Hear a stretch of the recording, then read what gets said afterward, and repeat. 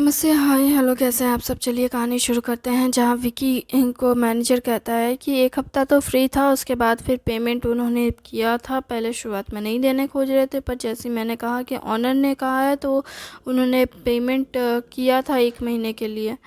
और 1 महीने के लिए हॉट उस कमरे को बुक कर रखा है, जिसमें से तीसरा हफ्ता ये चल रहा है और एक हफ्ता बचा है। अच्छा, ठीक है। आखिरी हफ्ते के बाद में इन्हें होटल से बाहर फेंक देना। ठीक है सर। ये लोग बहुत ज़्यादा तमाशा कर रहे हैं। पर सर, अभी तो ये लोग तमाशा नहीं कर रहे हैं, पर शुरुआत में तो किया था इन्होंने।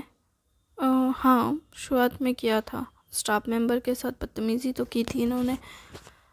तुम तो लगता है सब कुछ भूल बैठे हो।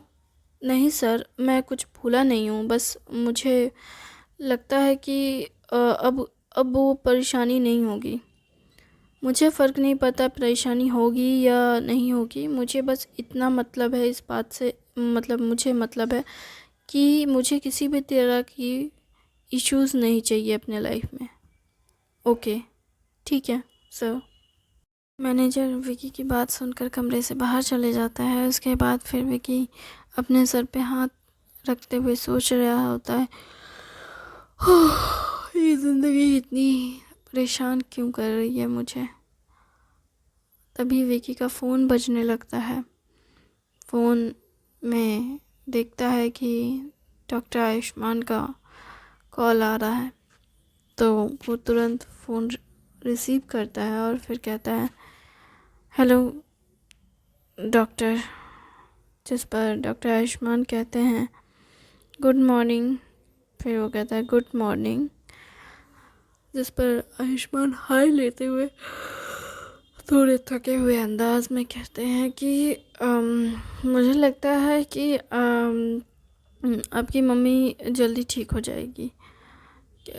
तो आप परेशान मत हो ये, और हाँ, मैं नहीं आ रहा हूँ, इस बात के लिए भी आप परेशान ना हो। फिर डॉक्टर आयुष्मान की बात सुनकर विकी कहता है, माफ़ कर दीजिए डॉक्टर। जिस पर आयुष्मान कहता है, किस बात के लिए माफ़ी मांग रहे हो। मुझे आप दोनों के बीच नहीं आना चाहिए था। नहीं, जो भी होता है अच्छे के लिए होता है। और सच कहूँ तो मैं तुम्हारा थैंकफुल हूँ, क्योंकि तुम्हारी वजह से उसने मुझे कॉल किया, तो थैंक यू। पर हाँ, तुम्हारी वजह से एक बुरी चीज़ हुई कि मैं उसे देख नहीं सकता।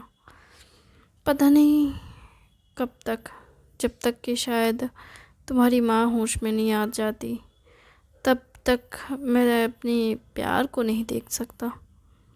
क्या प्यार? आप तो छिपा भी नहीं रहे हैं। छिपाने जैसा कुछ है ही नहीं।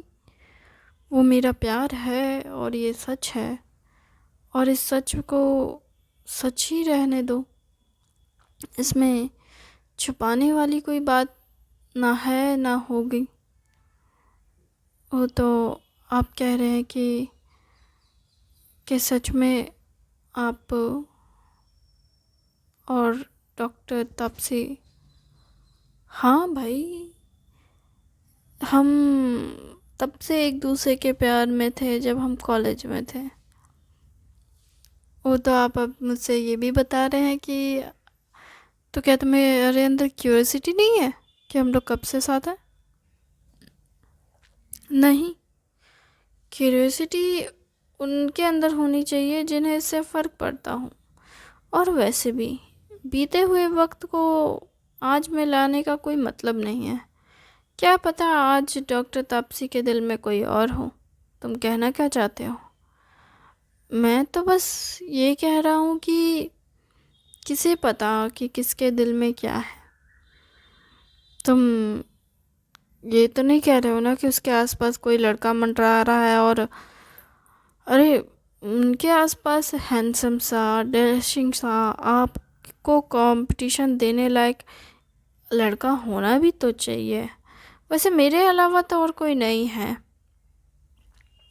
तुम कहना क्या चाहते हो?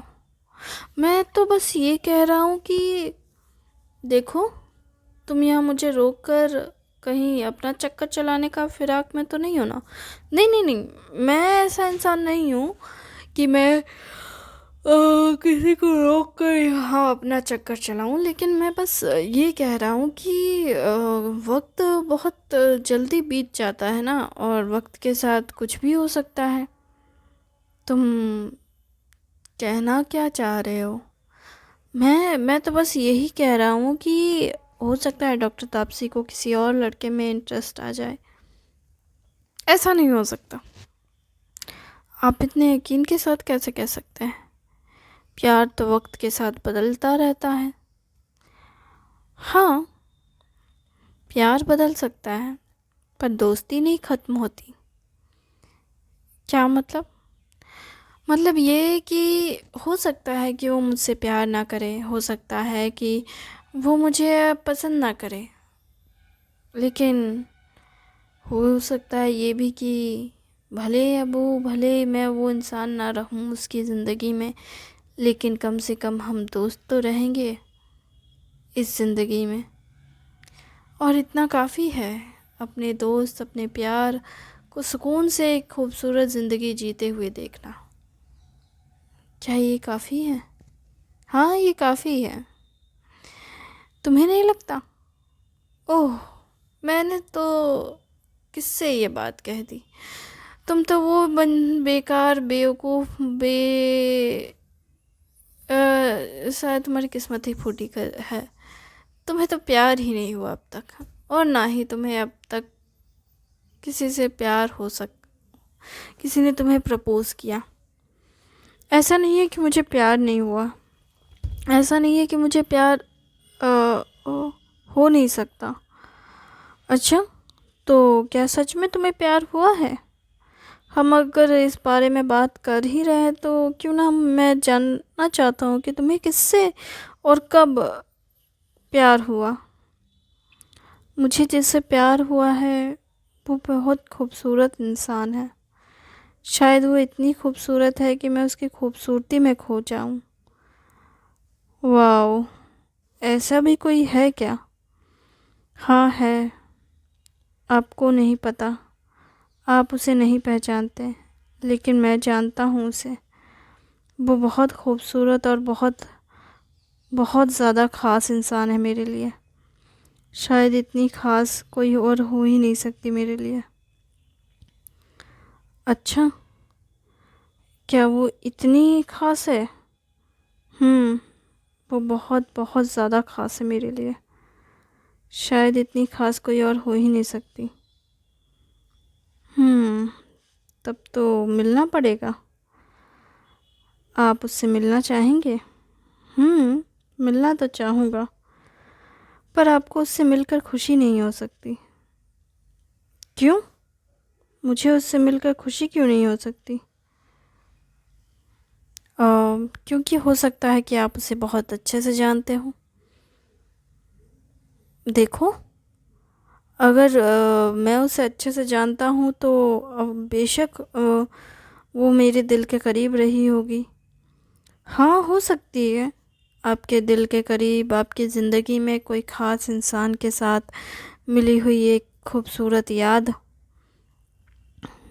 तुम कुछ ज़्यादा ही नहीं बोल रहे हो? नहीं, मैं ज़्यादा तो नहीं कह रहा हूँ, बस ये कहने की कोशिश कर रहा हूँ कि जो दिखता है वो होता नहीं, और जो होता है वो दिखता नहीं। तुम पागल हो गए हो या मुझे पागल कर रहे हो? नहीं, मैं आपको पागल तो नहीं कर रहा हूँ, और ना ही मुझे पागल करने में आपको इंटरेस्ट है। मैं बस कह रहा हूँ कि ज़रूरी नहीं कि जिसे आप चाहें वो भी आपको चाहे।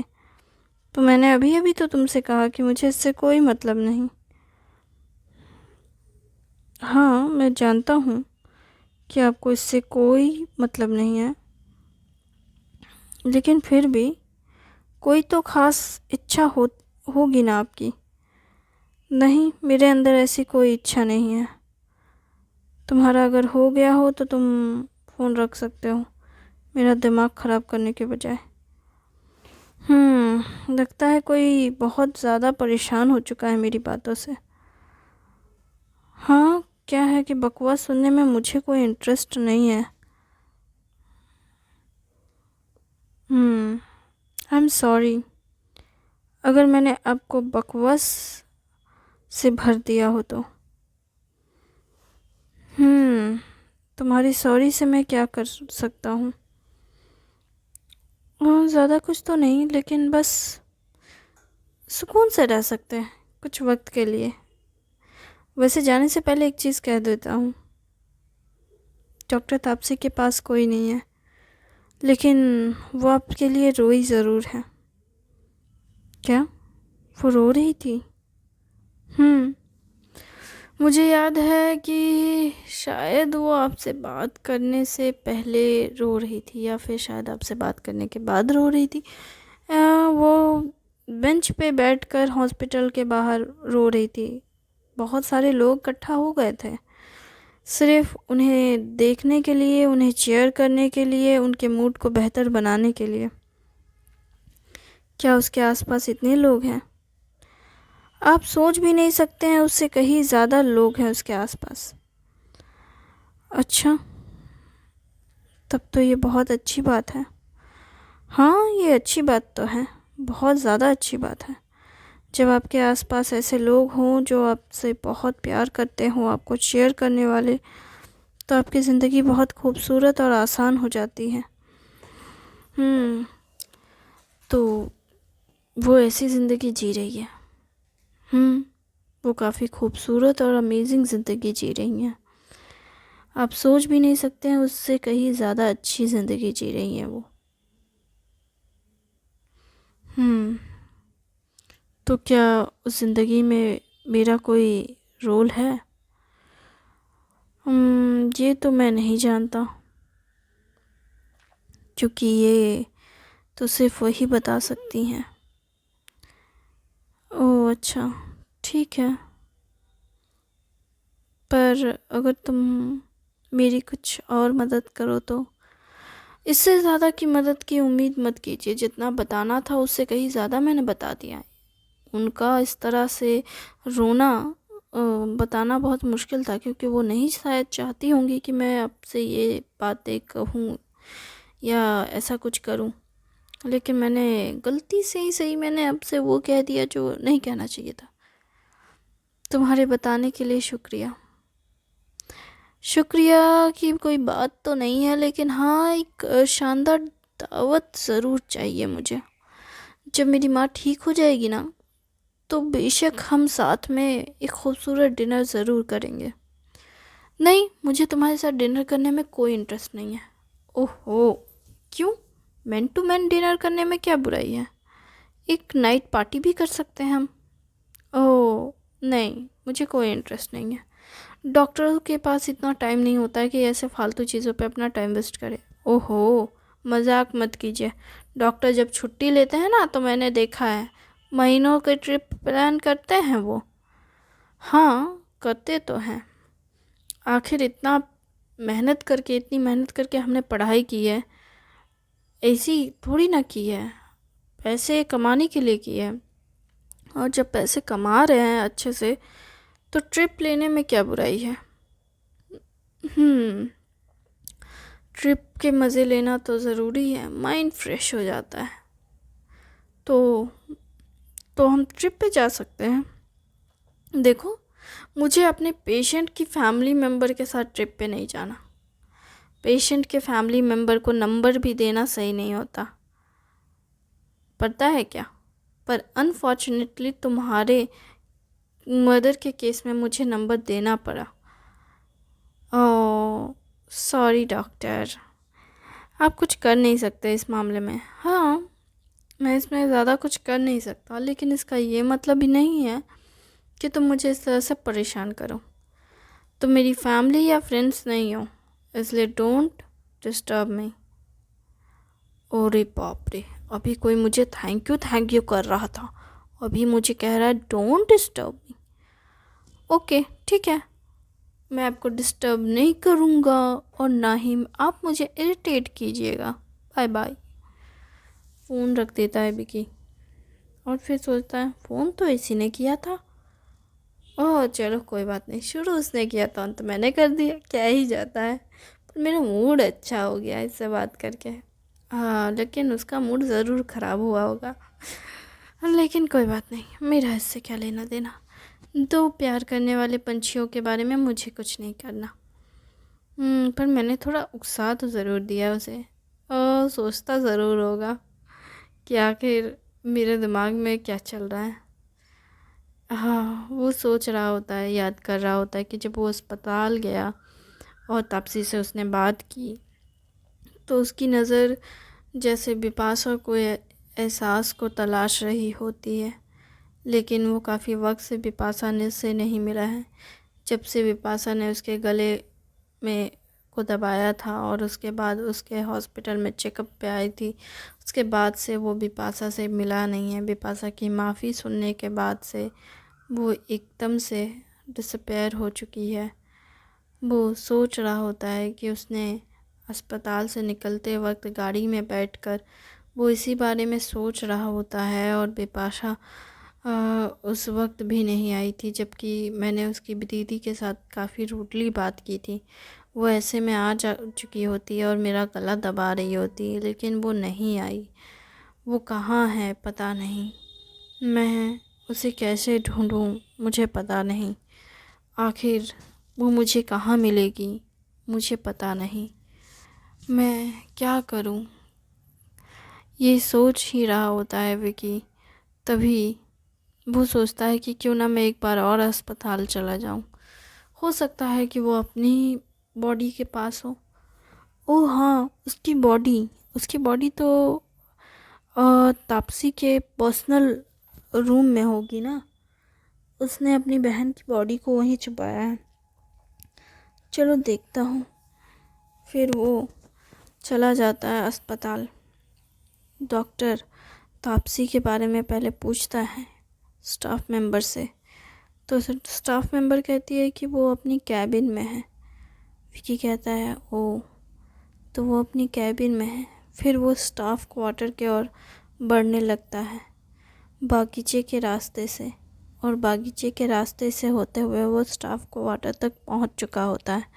तभी वो कमरे के तरफ देखता है कि इनमें से कौन सा कमरा है जो मुझे लेकर जाए तापसी तक, तापसी के कमरे तक। और फिर वो सोचता है कि अगर स्टाफ मेंबर किसी कमरे में मौजूद हुआ तो क्या करूँगा।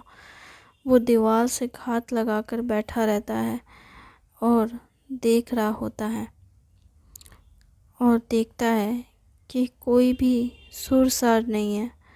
फिर वो दरवाज़ा नॉक करता है, एक एक दरवाज़ा। अंदर से एक भी दरवाजे से आवाज़ नहीं आती है। फिर एक दरवाजे से आवाज़ आती है, कौन है। जिस पर विकी कोई रिप्लाई जो कि नहीं देता है और जाके फिर दीवार के पास छिप जाता है। तो लड़की दरवाज़ा खोल के देखती है कोई नहीं है। अंदर से सब अंदर में सारे सिस्टर वगैरह रहती है, नर्स वगैरह, वो पार्टी कर रही होती है। वो कहता है कौन था। अरे कोई नहीं, मुझे भी लगा कि कोई नॉक किया। ए मजाक कर रही हो क्या, भूत वगैरह है क्या। अरे मैंने कब भूत का नाम लिया। ऐसे भी हम लोग काफ़ी टाइम से स्टाफ क्वार्टर में रह रहे हैं, अब तक तो कोई भूत नहीं दिखा। अचानक से थोड़ी ना भूत आ जाएगा। सही कहा, भूत अचानक से थोड़ी ना आते हैं। लेकिन क्या हो अगर अचानक से भूत आ जाए। ओह नहीं नहीं नहीं, तुम डराना बंद करो। ये चुड़ैल की आत्मा, वो सभी अपने आप में यही सारी बहसबाजी बातें चीत कर रही होती हैं। विकी समझ जाता है कि इनमें से इस कमरे में सारी लड़कियां भरी पड़ी हैं। तब मुझे कौन सा कमरा चेक करना पड़ेगा। उसने अब तक 4 कमरे चेक किए थे। वो 5वां कमरा जाता है चेक करने के लिए। उसमें नॉक करता है तो फिर से बगल वाला जो कि रूम रहता है, तो फिर से वो कहती है क्या तुम्हें नॉक करने की आवाज़ सुनाई दी। अरे यार मुझे भी सुनाई दी। नहीं मुझे नहीं दी, मुझे लगता है बगल वाले कमरे में किसी ने नॉक किया है। अरे छोड़ो ना, हम पार्टी करते हैं। नहीं